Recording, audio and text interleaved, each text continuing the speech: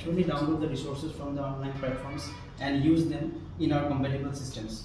Overall, the FDP was a very informative one, as because starting from bioinformatics and computational biology basic topics from sequence retrieval, starting from the phylogenetic analysis using MEGA, then the molecular docking systems, starting from how to use the online databases like Drug Bank and SwissProt, etc., to decode the drugs, to decode their structures, how to visualize them using UCSF camera, how to use Autodoc, how to see the structures of the proteins, how to visualize them, how to see the docking points, pockets, ligand interactions, how to delete the proteins and inculcate the ligands, how to merge both and see the interactions between them as a interactive video or interactive animation system, how to inculcate the NGS data, how to analyze the data, how to see the errors, how to see the quality of the data, how can we deduce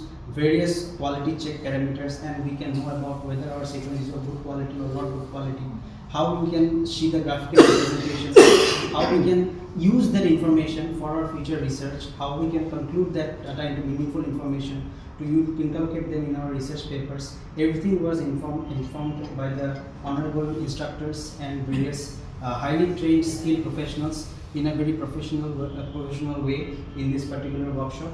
It was a very rigorous workshop, and in this workshop we were also introduced with cloud computing, the basics of cloud computing with Internet of Things, artificial intelligence based cloud computing methods that are used in modern world, and how can we use other resources with cloud computing to integrate it in our day-to-day life. So I am also very much thankful to all the esteemed participants who collaborated. We all were together in a collaborative way. We learned hands-on, we helped each other.